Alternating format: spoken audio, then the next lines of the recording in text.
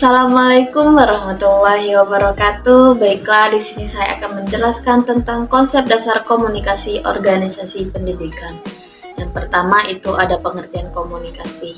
Nah, di sini kita sama-sama sudah ketahui komunikasi itu adalah proses penyampaian pesan dari komunikator ke komunikan dengan bentuk pesan yang bervariasi dan menggunakan pola penyampaian pesan yang sesuai dengan kondisi atau daya tangkap komunikan dalam menerima pesan. Dari hal tersebut, maka akan timbul efek. Nah, yang dimaksud efek di sini bisa kita lihat dengan cara memperhatikan feedback yang disampaikan oleh komunikan tersebut. Yang kedua itu tujuan komunikasi. Tujuan komunikasi itu untuk mempengaruhi perilaku seseorang, mengubah pendapat atau opini seseorang yang diharapkan oleh komunikatornya. Sehingga pesan yang disampaikan dapat berjalan dengan lancar dengan adanya umpan balik dari komunikan yang mengerti isi dari pesan tersebut. Yang ketiga itu ada fungsi komunikasi. Nah, fungsi komunikasi itu ada 4. Yang pertama, komunikasi sosial.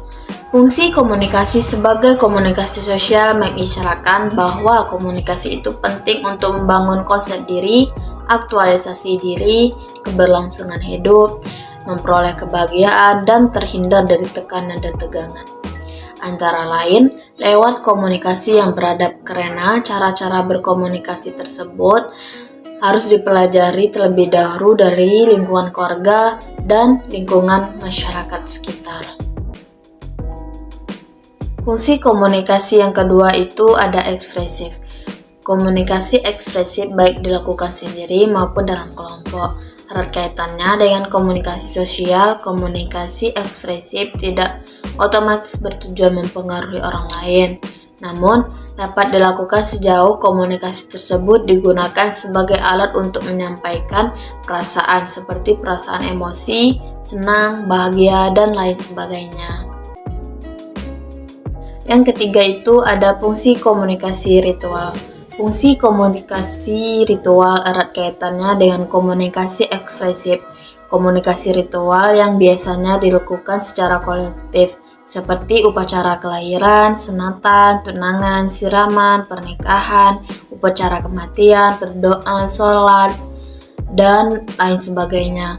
Kegiatan ritual memungkinkan para pesertanya berbagi komitmen emosional yang menjadi perekat dari paduan mereka dan juga sebagai pengabdian kepada kelompok.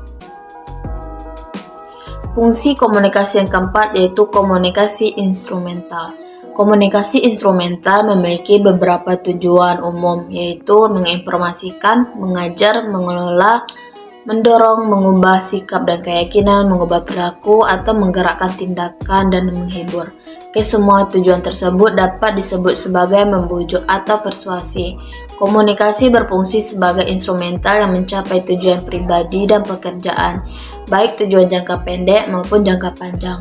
Tujuan jangka pendek misalnya untuk memperoleh pujian, menumbuhkan kesan yang baik, memperoleh simpati, empati, keuntungan material, ekonomi, politik yang antara lain dapat diperoleh melalui pengelolaan pesan. Tujuan jangka panjang dapat dicapai melewati keahlian berkomunikasi, misalnya keahlian berpidato, berunding, berbahasa asing, atau keahlian lain menulis. Dari keempat fungsi di atas, tidaklah benar-benar terpisah dari satu sama lain, melainkan saling berhubung, walaupun tetap ada satu fungsi yang dominan. 4. Unsur-unsur komunikasi. A. Komunikator. Komunikator itu adalah orang yang menyampaikan informasi baik berupa pertanyaan, gagasan, pendapat, perintah, atau pernyataan. B. Pesan. Pesan adalah isi informasi yang ingin disampaikan oleh pengirim kepada penerima. C. Media. Media merupakan proses komunikasi bukan hanya memerlukan pengirim, penerima, dan pesan saja.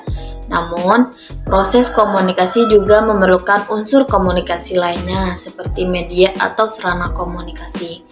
D. Komunikan. Komunikan adalah orang yang menerima pesan tersebut. Dan E. Efek. Efek adalah proses komunikasi dapat mencapai titik akhirnya ketika pesan telah berhasil dikirim, diterima, dan dipahami oleh sang penerima pesan. Jenis-jenis komunikasi. A. Komunikasi tulisan merupakan komunikasi yang disampaikan secara tertulis. B. Komunikasi lisan merupakan komunikasi yang dibicarakan secara langsung tanpa menggunakan media. C. Komunikasi nonverbal adalah komunikasi yang menggunakan mimik wajah, bahasa isyarat, serta gerak-gerik tubuh pada saat berbicara. D. Komunikasi satu arah adalah komunikasi yang bersifat perintah, memaksa, dan lain sebagainya yang menggunakan sanksi. E. Komunikasi dua arah. Komunikasi dua arah adalah komunikasi yang memerlukan feedback dari penerima pesan tersebut. Komunikasi organisasi. Organisasi adalah sekumpulan dua orang atau lebih yang berkumpul di tempat yang sama dan memiliki tujuan yang sama. Komunikasi organisasi adalah sebuah proses penciptaan serta saling tukar pesan dalam satu jaringan, hubungan yang tergantung pada satu sama lain untuk mengatasi lingkungan yang tidak pasti atau lingkungan yang berubah-ubah. Pembagian komunikasi. 1. Komunikasi formal adalah komunikasi yang disetujui dan berorientasi pada organisasi.